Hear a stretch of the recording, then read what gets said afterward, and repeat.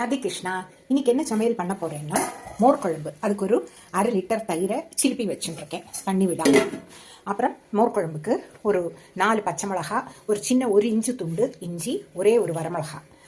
இது மோர் குழம்புக்கு அரைக்கிறதுக்கு. மோர் குழம்புக்கு ஊற போட்டிருக்கிறது என்னென்னா 1 ஸ்பூன் தனியா, 1 டீஸ்பூன் தனியா, 1 டீஸ்பூன் கடலைப்பருப்பு, 1/2 டீஸ்பூன் ஜீரகம், கொஞ்சமாக வெந்தயம், அதாவது 1/4 டீஸ்பூன் வெந்தயம், இவ்வளவும் ஊற போட்டிருக்கேன். இது வந்து மோர் குழம்புக்கு உசிலி பண்ணி அந்த மோர் குழம்புல போடுறதுக்கு. அதுக்கு 2 டேபிள் ஸ்பூன் துவரம்பருப்பு, 2 டேபிள் ஸ்பூன் கடலைப்பருப்பு, 2 வரமிளகா ஊற வச்சுட்டுருக்கேன். இந்த மோர் குழம்புக்கும் இந்த உசிலிக்கும் தனித்தனியாக அரைச்சிட்டு வந்து நம்ம அப்புறம் மோர் குழம்பு பண்ணலாம். இப்போ பார்த்தீங்கன்னா 2 மிக்சியில் தனித்தனியாக மிக்சி ஜாரில் போட்டுருக்கேன். இது உசிலிக்கு கடலைப்பருப்பும் துவரம்பருப்பும் வரமிளகாயும் காயும், இவ்வளவுதான். மோர் குழம்புக்கு 4 பச்சை மிளகா, 1 வரமிளகா, 1 ஸ்பூன் துவரம்பருப்பு, 1/2 ஸ்பூன் ஜீரகம், கொஞ்சோண்டு வெந்தயம் போட்டு ஊற வச்சுருந்தேன். அதை மிக்சி ஜாரில் போட்டிருக்கேன். இனி இதில் 4 டேபிள் ஸ்பூன் மோர் குழம்புக்கு தேங்காயும் வச்சு அரைச்சிடலாம். 4 டேபிள் ஸ்பூன் தேங்காய். இது ரெண்டும் தனித்தனியாக அரைச்சிட்டு வந்து பார்க்கலாம்.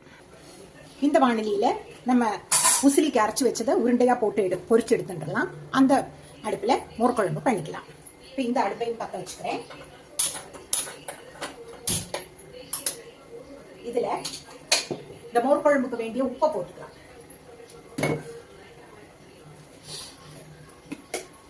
இது 1/2 லிட்டர் தையில் எடுத்துட்டு இருக்கேன்னா இவ்வளோ உப்பு கரெக்டாக கல்லுப்பு தான் நான் போட்டுக்கிறேன். நீங்கள் எவ்வளோ அளவு எடுக்கிறீங்களோ அதை பார்த்து கொஞ்சமாக திட்டமாக உப்பு போட்டுக்கோங்க. எப்பவும் கொஞ்சமாக போட்டுட்டா அப்புறம் நம்ம பார்த்துட்டு போட்டுக்கலாம். இனி இந்த அரைச்சி வச்ச மோர் குழம்பு மசாலாவை இதில் விட்டுடலாம்.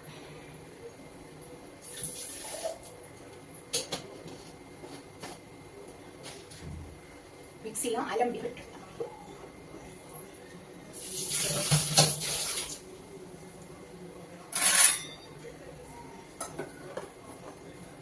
இது வந்து கொதிக்கணுங்கிற அவசியம் இல்லை. உப்பு போட்டிருக்கோம் இல்லையா, அதனால நல்லா கிண்டி விட்டுக்கலாம். கிண்டி விட்டு இதுல சொட்டு மஞ்சப்பொடி போட்டுக்கலாம். ஏன்னா நாள் கிழமையில நம்ம மஞ்சப்பொடி கட்டாயம் போடணும். போட்டுதான் சமைக்கணும். இத நல்லா கலக்கி விட்டுக்கலாம். இது நுரைச்சு வந்தா போதும். நுரைச்சு வரும்போது இந்த அடுப்பை ஆஃப் பண்ணிடலாம். இங்க நம்ம இந்த உசிலிக்கு வேண்டிய குடுக்கு மாதிரி போட்டு பொரிச்சு எடுத்துக்கலாம். எண்ணெய் காஞ்சாச்சு. சின்ன சின்ன இந்த மாதிரி ரவுண்ட் ஆக்கி போடுறேன்.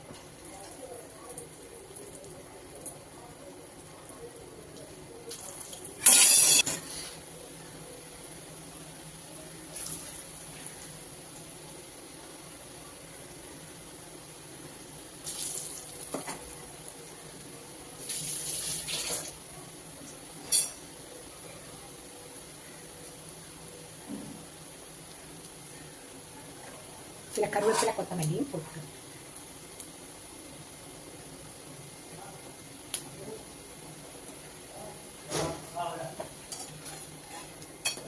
இப்போ பார்த்தீங்கன்னா சத்தம் கேட்கறது இல்லையா, நல்லா வெந்தாச்சு. இதை எடுத்துக்கலாம். அப்போ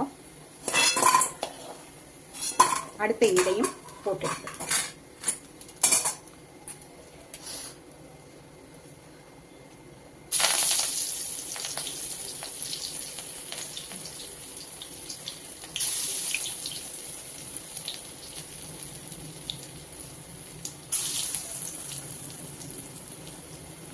உசிலிக்கு துவரம்பருப்பும் கடலைப்பருப்பும் பாதி பாதி எடுத்துக்கணும்.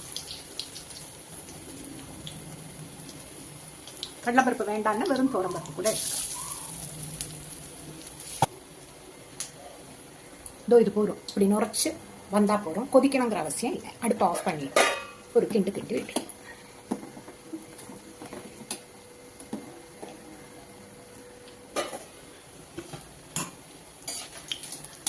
இந்த ஈடும் வெந்தாச்சு. பார்த்தீங்கன்னா சட்டம் கேட்கலாம். இதையும் எடுத்துக்கலாம்.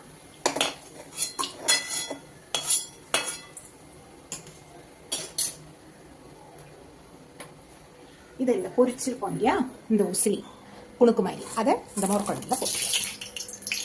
அவ்வளோதான். இனி இதில் கடுகு மட்டும் தாளித்து கொட்டலாம். மோர் குழம்புக்கு கொஞ்சோண்டு எண்ணெய் விட்டு ஒரே ஒரு வரமிளகாய் வாசனைக்கு போட்டு கருவேப்பிலையும் போட்டு தாளிச்சு, அவ்வளோதான் நம்ம உசிலி மோர் குழம்பு ரெடி. இதுதான் வாழைக்காய் பொடி மாசுக்கு ஒரு 3 வாழைக்காய் நறுக்கி வச்சுருக்கேன், இப்படி 2. இதை வானலியில் தண்ணி வச்சுருக்கேன், இதில் வேக வச்சு எடுத்துட்டுலாம். அப்புறமா இது வெந்த அப்புறம் பார்க்கலாம். இப்போ பார்த்தீங்கன்னா வாழைக்காய் வெந்தாச்சு.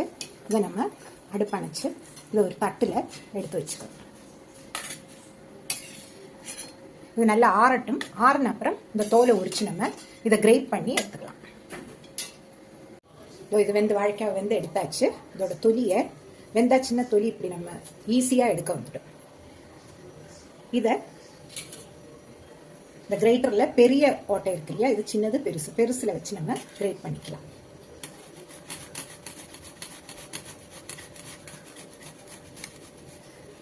எப்படி பொடியாக கிரைண்ட் பண்ணிக்கலாம். இதெல்லாம் கிரைண்ட் பண்ணிட்டு நம்ம பார்க்கலாம். இந்த வாழைக்காவை எல்லாமே சீவி எடுத்து வச்சுட்டாச்சு. 3 வாழைக்காய் எடுத்திருக்கேன், அதனால 3 பச்சை மிளகா, குண்டு பச்சை மிளகா ஒரு வாழைக்காய்க்கு 1ங்கிற இல்லை. இது வந்து மீடியம் காரம் தான். நல்ல காரமான 2 பச்சை மிளகா மட்டும் எடுத்துட்டா போதும். அப்புறம் ஒரு அரை இஞ்சி துண்டு இஞ்சியும் பொடியாக நறுக்கி வச்சுட்டு இருக்கேன், கருவேப்பிலை.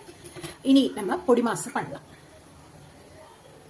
பொடி மாசுக்கு வாழைக்காய்க்கு எப்பவுமே தேங்காய் எண்ணெய் தான் வாசனையாக இருக்கும்.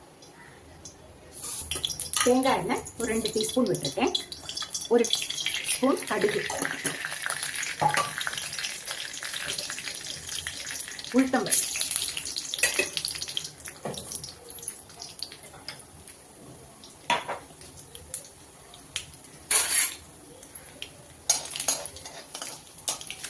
இதுலேயே இந்த இஞ்சி பச்சை மிளகாய் கருவேப்பிலை.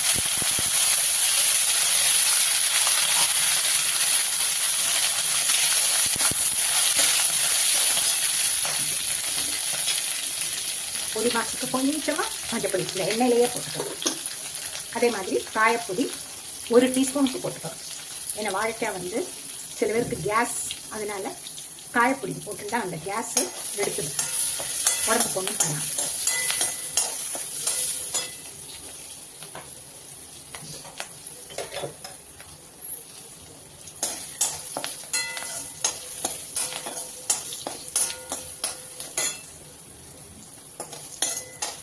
இனி இந்த வாழைக்காய் போட்டு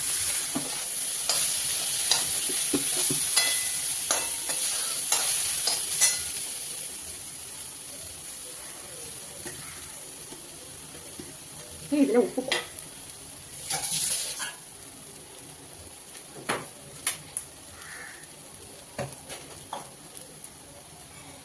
உப்பு ஒரே 1 டீஸ்பூன் போட்டால் கரெக்டாக இருக்கும்.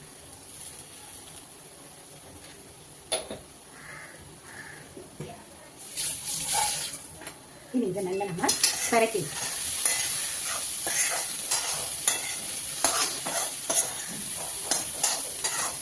இப்போ பார்த்தீங்கன்னா நல்லாவே அந்த வாழைக்காய் ஃபுல்லாகவே வதங்கிட்டு, இனி இதில் 2 டேபிள் ஸ்பூன் தேங்காய் போட்டு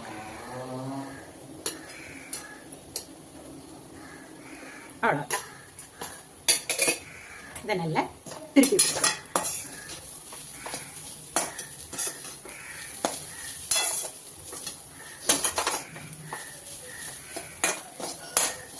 நல்ல உப்புமா மாதிரி அடியில் முறுமுறுன்னு வந்திருக்கு பார்த்தீங்களா. இது போதும். தேங்காய் போட்டுட்டு ரொம்ப வதக்க வேண்டாம். அவ்வளோதான், நம்ம வாழைக்காய் கறியும் ரெடி ஆயாச்சு. பொரியல் வாழைக்காய் பொடி மாசு ரெடி ஆயாச்சு. அப்படி இன்னைக்கு சமையல் முடிஞ்சாச்சு. குக்கரில் அரிசி பருப்பு நைவேத்தியத்துக்கு வச்சாச்சு, சாதமும் பருப்பு. அப்படி நம்ம வாழைக்காய் பொடி மாசும் ரெடி ஆயாச்சு. மோர் குழம்பு, உசிலி மோர் குழம்பும் ரெடி ஆயாச்சு. வாழ்க வளமுடன். நன்றி, வணக்கம்.